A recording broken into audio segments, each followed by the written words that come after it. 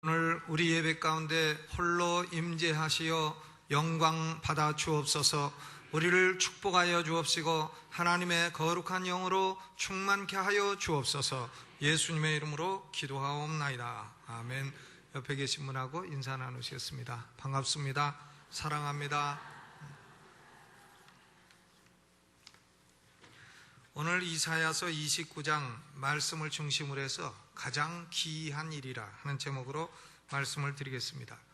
이 설교자들은 언제나 이 축복된 말씀, 재미있는 말씀, 은혜로운 말씀을 증거하기를 원합니다. 그런데 하나님의 말씀은 유감스럽게도 언제나 은혜로운 말씀만 있지 않습니다. 심판의 말씀도 있는 것입니다. 화 있을진저 심판을 받을 것이다 하는 말씀도 많이 있는 것입니다. 이사야서 29장의 구조는 두 가지로 되어 있어요. 절반은 심판의 말씀이고 나머지 절반은 은혜의 말씀인 것입니다. 1절부터 16절까지는 유다의 수도였던 예루살렘이 멸망할 것이다 하는 심판의 말씀이에요. 그런데 17절로부터 24절까지는 그러나 하나님이 다시 은혜를 주셔서 회복시키실 것이다 하는 말씀인 것입니다. 심판과 은혜는 상호 관련이 되어 있습니다. 그래서 이 두 가지가 서로 연결이 되어 있고 하나님의 말씀을 증거하는 사람은 심판에 관한 설교도 하고 은혜에 관한 설교도 해야 되는 것입니다. 목사가 설교할 때에 은혜로운 설교만 하고 재밌는 설교만 하게 되면 나중에 왜 은혜가 은혜인지 알 수 없게 됩니다. 사람이 음식을 먹어도 단 것만 계속 먹으면 나중에는 이것이 왜 단지 알 수 없어요. 단 것만 먹게 되면 나중에 단맛도 쓴맛으로 느껴지게 됩니다. 얼마 전에 우리 교회에서 월요 산악회를 갔을 때에 산악회 마치고 오후에 사우나 갔지 않습니까? 사우나 가면 유익한 얘기를 많이 듣습니다. 그런데 내 앞에 앉아있던 어떤 아저씨가 자기 인생의 얘기를 합니다. 나는 빵장수였습니다. 나는 단팥빵을 빠는 빵장수였는데 내가 자동차에다 빵을 싣고 다니면서 빵과 사이다를 팔았습니다. 그래서 나는 아침에도 단팥빵, 점심에도 단팥빵, 저녁에도 단팥빵, 아침에도 사이다, 점심에도 사이다, 저녁에도 사이다, 사이다와 단팥빵을 10년을 먹었더니 어느 날 갑자기 걸어 다니기가 힘들고 다리로부터 살이 쭉 빠지고 힘이 다 없어지더래. 그래서 병원에 가봤더니 당뇨병에 걸렸다 그러더래요. 그래서 사이다와 단팥빵을 10년 먹으니까 다 당뇨병이 오더라. 그래서 제가 물어봤어요. 어떻게 당뇨병을 극복했느냐고 하니까 이제부터는 내가 매일 등산 다니고 그리고 말하는 것을 아시죠? 말을 갈아서 매일 먹고 사우나하고 내가 등산하는 걸 직업으로 살아서 이 당뇨를 극복했습니다. 그런 얘기를 했습니다. 하나님 말씀도 늘 우리 귀에 듣기 좋은 얘기만 들으면 이처럼 당뇨병이 올 수가 있는 것이에요. 그런데 하나님의 말씀도 또 심판하는 설교, 치는 설교만 계속하게 되면 설교자에게 뒤에 쪽지가 옵니다. 목사님, 치는 설교 그만하고 이제 은혜로운 설교 좀 해주시오. 이렇게 오는 것입니다. 고로 하나님 말씀은 심판의 메시지도 있고 은혜의 메시지도 있는 것입니다. 이사야서의 29장의 절반은 심판이요 나머지 절반은 회복의 은혜를 선포하고 있습니다. 이사야 선지자는 그 당시에 유다가 당한 정치적인 상황도 있습니다만은 그것보다는 하나님께서 인간을 다루시는 일반적인 원리, 프린시플을 말씀하고 있는 것입니다. 이것이 원리이기 때문에 주전 720년대의 이사야 선지자 시대에도 타당하지만은 오늘날 교회 시대의 21세기에도 타당한 원리가 되는 것입니다. 이사야서 28장과 29장을 파악하는 데 있어서 제일 중요한 단어는 뭐냐면 기이하다 하는 단어예요. 기이하다, strange, 이상하다, 혹은 wonder, 놀랍다, 하나님이 행하셨는데 참 이상한 일이다 하는 기이하다라고 하는 단어가 29장을 파악하는 데 제일 중요한 핵심인 것입니다. 첫 번째 기이하다는 말씀은 이사야서 28장 21절 후반부터 22절에 나오게 됩니다. 이사야서 28장 21절 후반부터 22절까지 그 일이, 거기부터 같이 읽죠. 시작. 그 일이 비상할 것이며 자기 공을 이루시리니 그 공이 기이할 것임이라. 그러므로 너희는 경만한 자가 되지 말라. 너희 결박이 우심할까 하노라. 대저 온 땅을 멸망시키기로 작정하신 것을 내가 만군의 주 여호와께로서 들었느니라. 그랬어요. 참 이상한 일이다. 그 공이 기이하다. 공이라고 하는 것은 하나님의 행하시는 일을 말해요. 그 일이 기이하다. 참 strange works, 이상한 일들이다. 그게 뭐가 이상하냐면 하나님이 당신의 백성을 치신다는 거예요. 하나님이 자기 백성을 징계하시고 징책하신다는 것입니다. 이상하지 않습니까? 요새 우리가 듣기로는 자기 아들을 깡패가 때려가지고 그래서 그 깡패를 혼내줬다, 이런 소식은 많이 듣고 있습니다만은 자기 자식을 동네 깡패 데려다가 이는 못된 놈이니까 때려줘라, 이런 아버지가 있다면 참 그 이상한 거 아닙니까? 그런데 하나님이 그렇게 하신다는 거예요. 하나님이 자기의 백성 북왕국 이스라엘과 남왕국 유다를 쳐서 멸하신다. 그것도 동네 깡패를 데려다가 치신다. 참 얼마나 이상한 일입니까? 하나님은 이런 기이한 일을 자기 백성에게 행하신다는 것입니다. 29장 1절과 2절도 같이 읽어보죠. 박자를 맞춰서 같이 읽어야 돼요. 시작. 슬프다 아리엘이여 아리엘이여 다윗의 진친 성읍이여 년부년 절기가 돌아오려니와 내가 필경 너 아리엘을 괴롭게 하리니 네가 슬퍼하고 애곡하며 내게 아리엘과 같이 되리라. 3절 4절도 있죠. 내가 너를 사면으로 둘러 진을 치며 군대로 너를 애우며 대를 쌓아 너를 치리니 네가 낮아져서 땅에서 말하며 네 말소리가 나지기 티끌에서 날 것이라. 네 목소리가 신접한 자의 목소리같이 땅에서 나며 네 말소리가 티끌에서 짓걸거리리라. 그랬어요. 슬프다 아리엘이요. 아리엘이라고 하는 것은 무슨 뜻인지 정확히 모릅니다. 그런데 대부분의 학자들은 아리엘은 불타는 번제단이라 이렇게 생각해요. 즉 예루살렘의 별명인 것입니다. 이 아리엘이 다윗의 성읍이라, 다윗의 진친 성읍이라 그랬으니까 다윗의 진친 성읍은 예루살렘입니다. 그러니까 아리엘이 예루살렘을 가리킨다 하는 것은 분명해요. 아리엘이 예루살렘인데 예루살렘에는 번제단이 있습니다. 하나님의 백성들이 예루살렘에서 연부년 해가 돌아오면 매해마다 절기를 지킵니다. 그런데 하나님의 백성들이 절기를 지키고 하나님께 예배를 드리고 하는데도 불구하고 하나님이 주의 백성을 치신다 그 말이죠. 그러므로 슬프다는 거예요. 슬프다 아리엘이요 하나님인 내가 필경 너를 괴롭게 하리니 내가 슬퍼하고 애곡할 것이다. 네가 아리엘처럼 되리라. 불타는 번제단처럼 되어 예루살렘이 다 불타고 남은 것이 없게 될 것이다. 내가 너를 사면으로 둘러 군대를 불러서 진을 치고 군대로 너를 에워싸고 대를 쌓아 너를 치리니 교만한 네가 낮아져서 땅의 티끌에서 짓걸거리는 소리를 하는 존재가 될 것이다. 그런 얘기죠.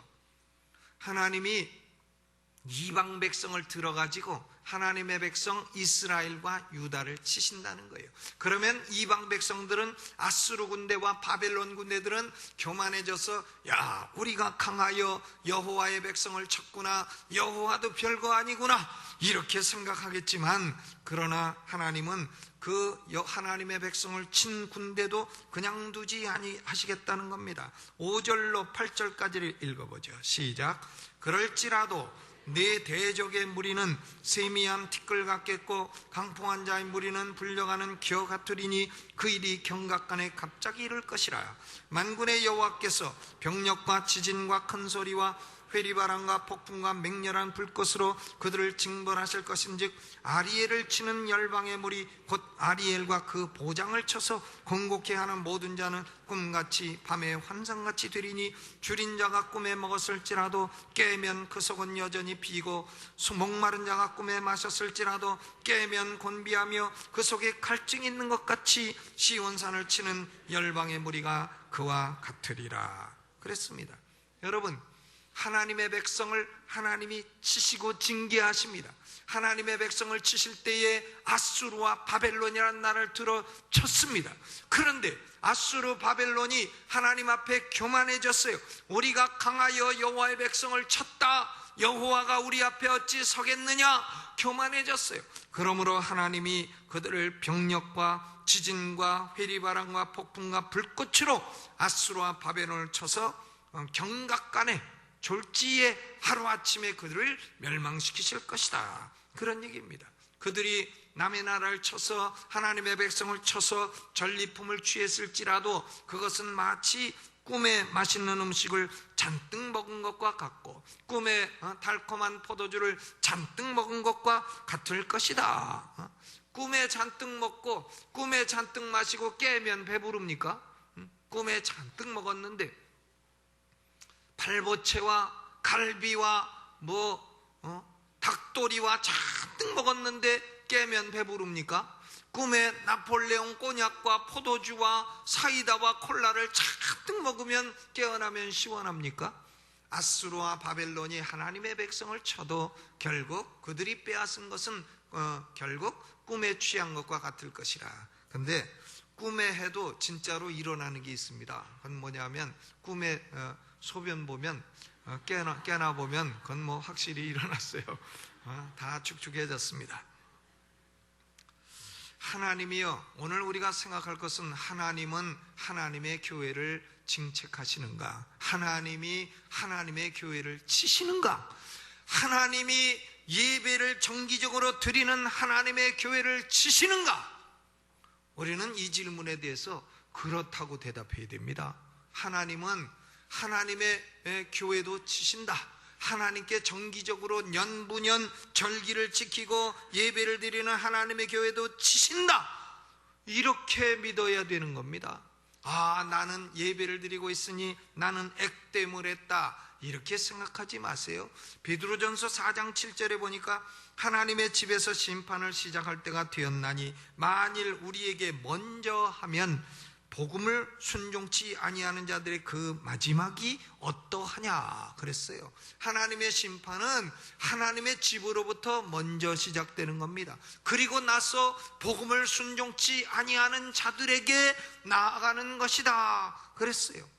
여러분, 우리가 요한계시록에 보면 소아시아의 7교회가 나옵니다. 에베소, 서머나, 버가모, 두아디라, 사데, 빌라델비아, 라오디게아. 그런데 이 소아시아의 7교회가요 지금 남아 있습니까? 아닙니다. 회교도들이 다 가서 때려부시고 장악을 해서 지금은 터키 관광하는 사람들이 가서 이 터가 그 교회 터다 구경하는 관광 명소가 됐을 뿐이지 그 교회가 남아 있지를 않습니다. 얼마나 기이한 일입니까? 하나님이 하나님의 교회를 치시다니요. 여러분, 여기서 예배하고 있다고 해서 하나님이 나를 안 치시리라 이렇게 생각하지 마세요. 하나님은 하나님의 교회도 치시는 것입니다. 그러면 왜 하나님은 하나님의 교회를 치시는가? 그 이유가 뭔가? 두 번째 기이하다고 하는 말씀이 이사야서 29장 14절에 나타나고 있는 것입니다. 29장 14절을 같이 읽어보겠습니다. 시작. 그러므로 내가 이 백성 중에 기이한 일, 곧 기이하고 가장 기이한 일을 다시 행하리니 그들 중에 지혜자의 지혜가 없어지고 명철자의 총명이 가리워지리라. 하나님이여, 참 두 번째 기이한 일은 지혜를 없애고 총명을 가리우신다. 이 일을, 기이한 일을 다시 행하신다. 한 번 앞에서 행하셨고 기이한 일을 다시 행하시는데 그건 뭐냐 하면 지혜롭다고 하는 사람의 지혜를 없애버리시고 총명하다 하는 사람의 총명을 없애시리라. 그런 기이한 일을 행하신다는 것입니다. 여러분, 사람이 살아가기 위해서는 지성이 필요합니다. 지식이 필요하고 총명이 필요합니다. 목사도 지성이 있어야 돼요. 성도들도 지성이 있어야 됩니다. 그런데 지성은 두 가지 종류가 있습니다. 하나는 세상의 지성이요, 다른 하나는 성령의 역사로 말미암아 거듭난 지성인 것입니다. 거듭난 지성, 영어로 regenerate reason, 거듭난 이성은 하나님의 계시인 하나님의 말씀을 수납하고 정리해서 체계적이고 안정적인 신앙생활을 하는데 절대적으로 필요한 도구인 것입니다. 신앙생활을 해도 지성이 동반된 생활을 해야 돼요. 덮어놓고 믿어서는 안 됩니다. 덮어놓고 믿습니다. 뭘 믿어? 하면 몰라. 이렇게 돼서는 곤란한 거예요. 덮어놓고 믿고 난 무식하지만 믿습니다.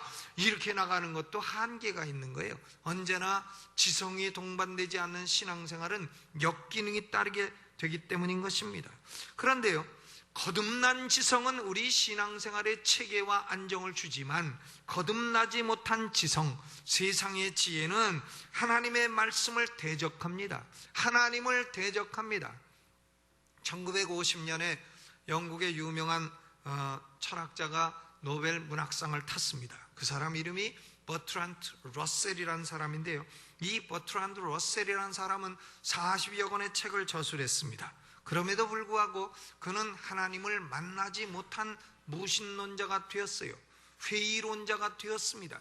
하나님이 계신가 의심하는 자가 되었고 무신론자가 되었고, 그러고 그는 결국은 유물론에 빠져서 좌파 사상가가 되어 좌파 혁명을 주도하는 이런 이론들을 많이 내세운 것입니다.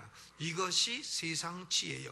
그가 노벨 문학상을 탔는지는 몰라도 그의 지혜는 하나님께서 다 멸하실 지혜다, 그 말입니다. 한국에도 요새는 이런 종류의 지혜자들이 일어나고 있습니다. 좌파 사상을 가지고 무신론 사상을 가지고 하나님의 말씀을 강론한다 합니다. 무슨 강론을 하는지 알 수가 없어요. 이사야 선지자는 하나님의 백성이 멸망한 이유가 뭐냐? 바로 세상 지혜를 따랐기 때문이다, 이렇게 말합니다. 하늘의 지혜를 따르지 아니하고 세상 지혜를 따랐기 때문에 하나님이 하나님의 백성을 치는 일을 하셨다는 거예요. 그러면 세상 지혜의 두드러진 특징은 뭡니까? 오늘 이사야서 29장에는 세상 지혜의 세 가지 특징이 나와 있습니다. 첫째로는 세상 지혜를 가지고는 하나님의 말씀을 전혀 깨달을 수 없다는 것입니다. 거기 9절로부터 시작해서 12절까지를 같이 읽어보죠. 시작.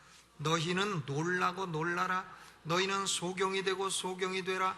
그들의 취함이 포도주로 인함이 아니며 그들의 비틀거림이 독주로 인함이 아니라 대저 여호와께서 깊이 잠들게 하는 신을 너희에게 부어주사 너희의 눈을 감기셨음이니 눈은 선지자여 너희 머리를 덮으셨음이니 머리는 선견자라.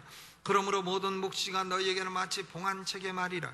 그것을 유식한 자에게 주며 이르기를 그대에게 청하노니 이를 읽으라 하면 대답하기를 봉하였으니 못하겠노라 할 것이요, 또 무식한 자에게 주며 이르기를 그대에게 청하노니 이를 읽으라 하면 대답하기를 나는 무식하다 할 것이니라. 여러분, 세상 지혜의 특징은요, 하나님의 묵시의 말씀을 이해하지 못한다는 거예요. 하버드 대학을 박사학위를 나오고 서울대학의 박사학위를 10개 20개 받고 대학 교수 수십 년을 해도 세상 지혜를 가진 사람은 한 가지는 못 깨닫습니다. 뭐냐면 이 성경은 못 깨달아요. 이 성경을 읽으면 이상하게 이것이 무슨 글인고, 이 말씀은 도대체 어렵도다. 이 말씀이 도대체 왜 이렇게 기록이 되었는고, 단 한 절도 깨닫지 못한다는 거예요. 성경을 읽어서 깨닫지 못하는 사람은요, 명심하세요. 그것은 여러분 이성이 거듭나지 못하기 때문에 그런 거예요. 성경을 읽어도 단 한 귀절도 깨닫지 못하고 성경을 들어도 재미가 없고 읽어도 뭔 말인지 알 수가 없고 검은 건 글씨고 허연 건 종이다. 그런 사람은 그 사람 지혜가 성령으로 거듭나지 못했다는 거예요. 그런 사람은 천국 갈 수 없습니다. 천국 가지 못해요. 죽어도 천국을 못 가고 지옥에 떨어지게 되는 것이에요. 그러므로 참 하나님 말씀이 그들에게는 유식한 자에게 주어도 이상하다, 나는 박사학위가 있는데 이 말씀은 도무지 봉인이 돼가지고 내가 열어도 무슨 말인지 깨달을 수가 없도다, 이렇게 된다는 거예요. 또 무식한 자에게 주면 아이고 나는 글자를 몰라서 못 읽어요, 이렇게 된다는 거예요. 대전에 지열례라고 하는 집사님이 계십니다. 이분은요, 예수 믿고 나서 60에 예수 믿었어요. 남편 돌아가시고 늘 그저 약주로 사시다가 그러다가 복음을 듣고 60이 넘어서 예수를 믿었는데 이분이 글자를 몰라요. 한글을 남 놓고 기억자를 몰라요. 그런데 이분이 예수 믿고 나니까 성경이 어떻게 읽고 싶은지 기도한 거예요. 하나님, 나 좀 성경 좀 읽게 해주세요. 그런데 어느 날 딱 읽으니까 글자가 보이기 시작하더래. 그래서 어느 날 갑자기 성경 읽기 시작했어요. 한글을 갑자기 깨우쳤습니다. 그래가지고 그분에게 대흥침례교 안종만 목사님이 박사학위를 수여해가지고, 그분이 지박사님이라 하면 대흥침례에서 유명한 분이에요. 한글 안 배우고도 한글을 기도로 깨우친 분이라. 그러니까요, 세상 지혜는 참 지혜롭다, 학위가 많다, 지식이 많다 해도 세상 지혜만 가진 사람들은 성경이 봉인된 책입니다. 성경이 깨달아지지 않습니다. 읽어도 모르고 들어도 모르고, 그러니까 예배에 참석하면 벌써 설교 시작하기 전에 이미 자고 있어. 목사가 제일 싫어하는 가수 이미자 이미 자고 있네. 알 수 없습니다. 성경이요. 전 28살에 예수 믿었는데 28살에 거듭나고 예수 믿기 전에도 성경책을 갖고 다녔어요. 언제나 가방에 성경책 갖고 다니고 읽었습니다마는 단 한 귀절도 깨닫지 못했습니다.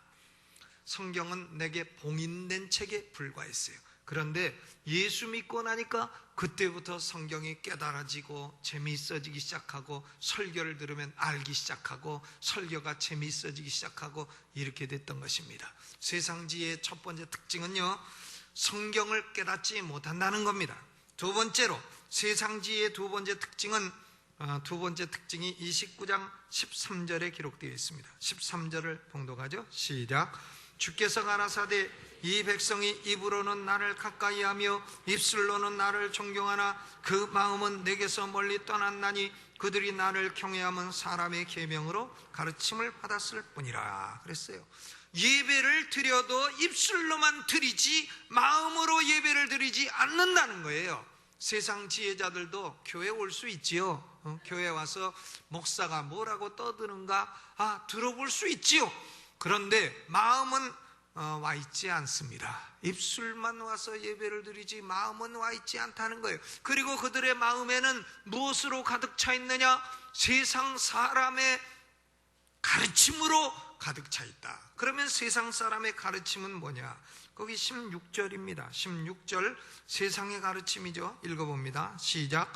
너희의 패리함이 심하도다. 토기장이를 어찌 진흙같이 여기겠느냐? 지음을 받은 물건이 어찌 자기를 지은 자에 대하여 이르기를 그가 나를 짓지 아니하였다 하겠으며, 빚음을 받은 물건이 자기를 빚은 자에게 대하여 이르기를 그가 총명이 없다 하겠느냐 그랬어요. 패리함이라고 하는 것은 upside down, 위에 걸 아래로 하고 아래 걸 위로 하고 뒤집어 엎어놓는 게 너무 심하다, 그 말이죠. 까꾸로 하는 게 너무 심하다. 토기장이를 진흙처럼 여기느냐? 하나님이 인간을 지으신 토기장이요, 우리 인간은 진흙에 불과한 존재인데 인간이 지으신 하나님을 업수히 여기겠느냐? 세상 가르침은요 두 가지입니다. 첫째로는 뭐냐면 그가 나를 짓지 아니하였다, 이렇게 말하는 거예요. 하나님이 나를 짓지 아니하였다. 인간이요 하나님의 지음을 받은 존재인데 하나님이 나를 안 지었다, 이렇게 말한다는 거예요. 그러면 하나님이 안 지었으면 어디서 나왔어요? 원숭이에서 나왔다는 거예요. 원숭이가 어느 날 길을 가다가 갑자기 두 다리가 딱 일어나더니 갑자기 꼬리가 툭 떨어지고 털이 빠지고, 원숭이 항문주의는 또 색깔이 또 빨갛지 않습니까? 그러니까 그 빨간 것이 갑자기 색이 살색으로 싹 변하고 하더니 원숭이가 인간 됐다. 이런 걸 뭐라 합니까? 진화론이라 합니다. 진화론. 세상 가르침은 진화론이에요. 요새는 세상 대학에서 창조론을 가지고 박사학위 받을 수 없습니다.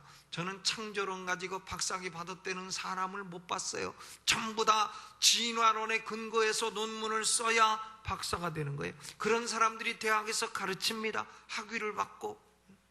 이것이 세상 지혜예요. 세상 지혜는 인간을 하나님이 짓지 아니하셨다. 인간은 원숭이가 진화해서 됐다. 난 그런 사람들은 왜 원숭이한테 가서 조상님 어버이날 되면 원숭이 찾아가갖고 안 하는지 모르겠어요. 태고 쪽 조상을 향해서. 또 말하기를 빚음을 받은 물건이 자기를 빚은 자에게 이르기를 그가 총명이 없다, 이렇게 말한다는 것입니다. 하나님이 총명이 없으시다. 하나님이 총명이 없으셔서 말씀을 주셔도 맨 틀린 말씀만 주시고 오류 있는 말씀만 주시고, 그래서 자기들이 이 말씀을 비평을 해서 오류는 갈라내고 옳은 것만 취해야 되겠다. 이것이 소위 요사이의 신학자들이 하는 고등 비평인 것입니다. 하나님 말씀은 오류가 많으니 이 오류를 내가 비평해서 오류는 빼내고 바른 것만 믿겠다. 이게 higher criticism, historical criticism, 역사 비평인 것입니다.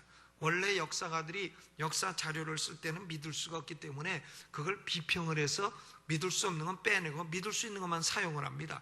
그 방법을 성경을 연구하는 신학자들이 성경에다 들이댔어요. 이게 역사 비평, 고등 비평입니다. 그래가지고 자기들이 봐서 이것은 오류가 있으니 잘라내고 이것은 오류가 없으니 받아들이고, 이것이 고등 비평이에요. 이 고등 비평으로 말미암아 결국은 독일 교회가 파괴돼 버렸습니다. 영국 교회도 파괴돼 버렸습니다.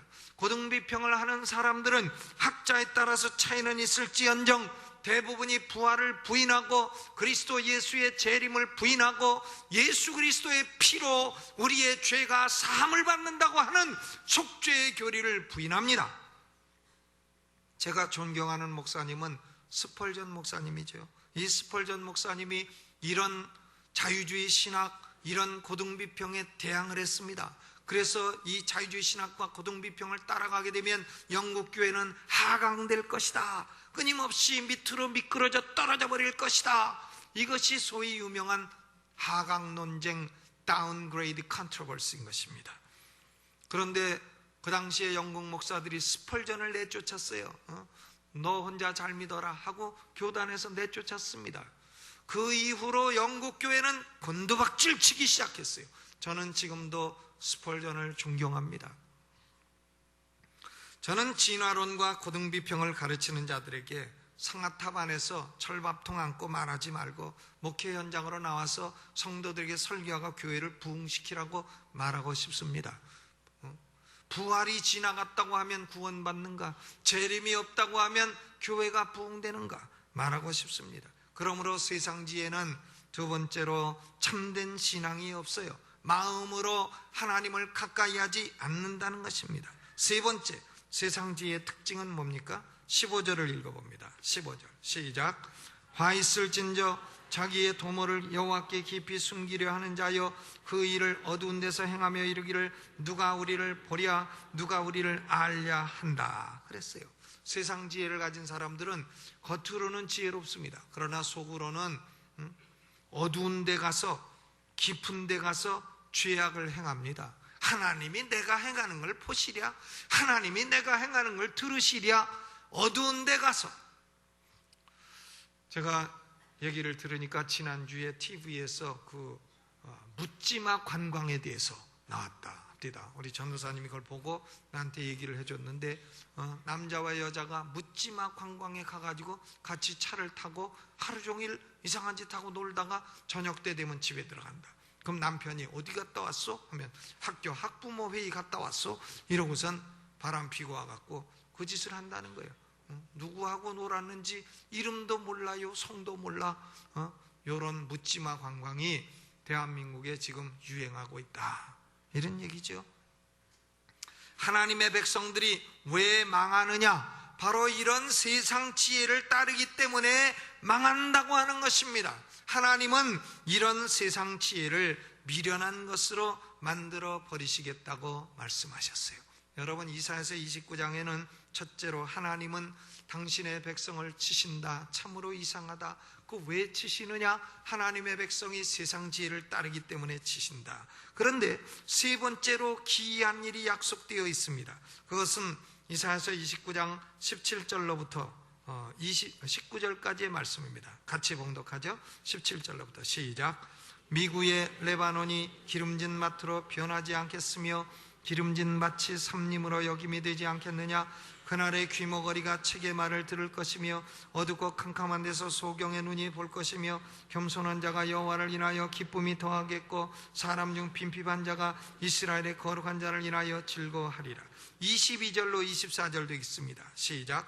그러므로 아브라함을 구속하신 여호와께서 야곱 족속에 대하여 말씀하시되 야곱이 이제부터는 부끄러워 아니하겠고 그 얼굴이 이제부터는 실색하지 아니할 것이며 그 자손은 나의 손으로 그 가운데 행한 것을 볼 때에 내 이름을 거룩하다 하며 야곱의 거룩한 자를 거룩하다 하며 이스라엘의 하나님을 경외할 것이며 마음이 혼미하던 자도 총명하게 되며 원망하던 자도 교훈을 받으리라 하셨느니라. 그랬습니다. 이사야서 29장 후반부는 기이한 일이란 단어는 사용되지 아니했을지라도 참으로 기이한 변화를 말하고 있는 것입니다. 산과 돌이 가득한 땅이 레바논이에요. 레바논이 변해서 기름진 뜰이 될 것이다. 이것은 비유적인 표현이에요. 돌이 가득한 인간의 마음이 변하여 하나님 말씀을 받아들일 수 있는 비옥한 땅이 될 것이다 하는 말씀이에요. 귀머거리가 하나님 말씀을 들을 수 있게 될 것이다. 또 소경이 볼 수 없었던 자가 하나님 말씀을 볼 수 있게 될 것이다. 겸손한 자가 여호와를 인하여 기뻐하게 될 것이다. 가난한 자가 이스라엘의 거룩한 자를 인하여 즐거워하게 될 것이다 그랬어요. 하나님의 택한 백성들이 혼미하였던 백성들이 총명을 얻게 될 것이며 원망하며 인생을 살던 백성이 하나님의 교훈을 받게 될 것이다 이 말이죠. 이것은 택한 자에게 베풀어 주시는 하나님의 구원의 은혜를 말하는 것입니다. 은혜로 말미암아 일어나는 놀라운 변화를 말하는 것입니다. 사도 바울은 고린도전서 1장 22절로 24절에 이렇게 말했어요. 유대인은 표적을 구하고 헬라인은 지혜를 찾으나 우리는 십자가에 못 박힌 그리스도를 전하니 유대인에게는 거리끼는 것이요 이방인에게는 미련한 것이로되 오직 부르심을 입은 자들에게는 유대인에게나 헬라인에게나 그리스도는 하나님의 능력이요 하나님의 지혜니라 그랬습니다.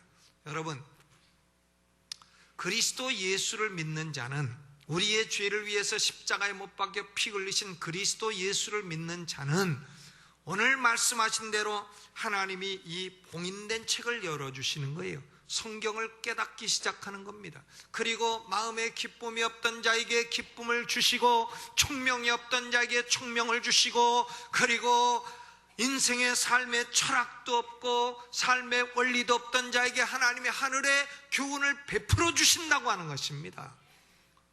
여러분, 마음에 기쁨이 없으시면 예수 믿으세요. 인생이 왜 사는지도 모르겠으면 예수 믿으세요.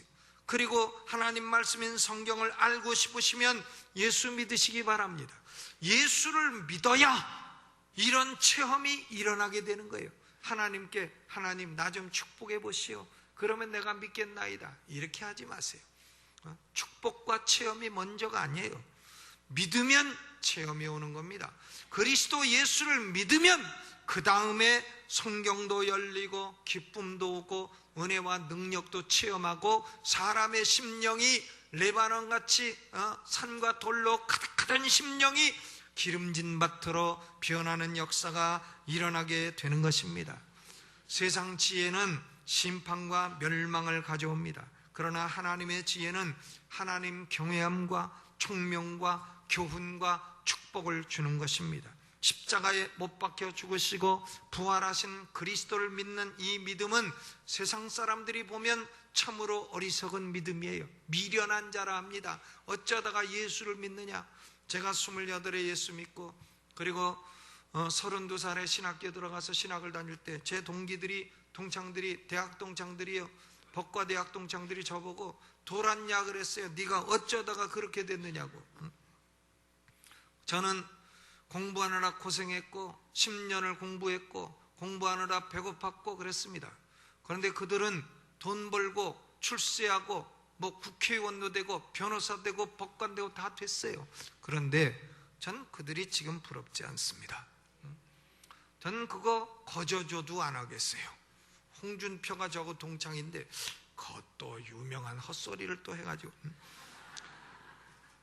거저줘도 안 하겠습니다. 그런 거예요. 지금 전 부럽지 않죠.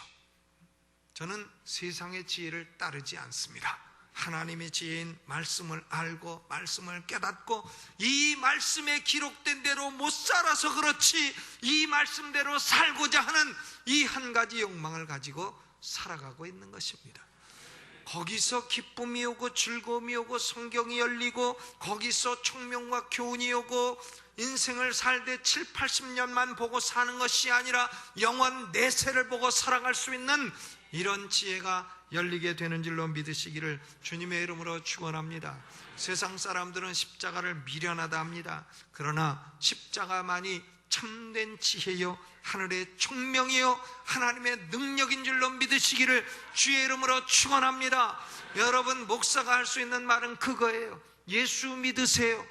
십자가에 못 박여 우리의 죄값을 갚아주신 예수를 믿으세요. 그래야 하나님의 말씀이 깨달아지고 그래야 인생의 축복이 오고 그래야 영원 내세의 소망을 가지고 인생을 바르게 살아갈 수 있는 것입니다. 세상에서 지혜로운 분이십니까? 미련한 자가 되세요. 그래야 복이 오는 것입니다. 기도하겠습니다. 오늘 음악을 반주하는 중에 여러분에게 묻겠습니다. 나도 오늘 말씀을 듣다 보니 내가 세상 지혜를 따라 살았습니다. 내게는 성경은 봉인된 말씀 같고 내게는 지금 이 자리에 와 있어도 마음은 하나님께로 멀어져 있고 나는 세상의 가르침으로 가득 차 있습니다. 하나님, 내가 오늘 회개하고 십자가에 달리신 예수 그리스도를 믿어 나도 세상에서는 미련하다 하나 하나님의 총명으로 가득 찬 인생이 되기를 원합니다. 그런 분은 손들어서 펴 주시기 바랍니다. 제가 기도하겠습니다. 네, 손 내리세요. 하나님, 오늘 손을 들어 기도하는 귀한 영혼들에게 하늘의 지혜로 충만케 하여 주옵소서. 예수님의 이름으로 기도하옵나이다. 아멘. 여러분, 고개를 숙이신 중에 여러분 입술로 기도하시기 바랍니다. 하나님, 내가 세상 지혜를 따를 때에는 성경에 어두웠고 진리를 알지 못하고 소망이 없었지만 이제 그리스도 예수를 믿음으로 말미암아 소망과 총명을 얻게 됐사오니 십자가 붙들고 살게 하여 주옵시고 말씀의 지혜로 내 심령을 채워주옵시고 돌짝밭 같은 레바논이 편하여 기름진 밭 열매 맺는 밭이 되게 하여 주옵소서. 우리 두 손 들고 주여 한번 크게 부르고 통성으로 기도합니다. 주여!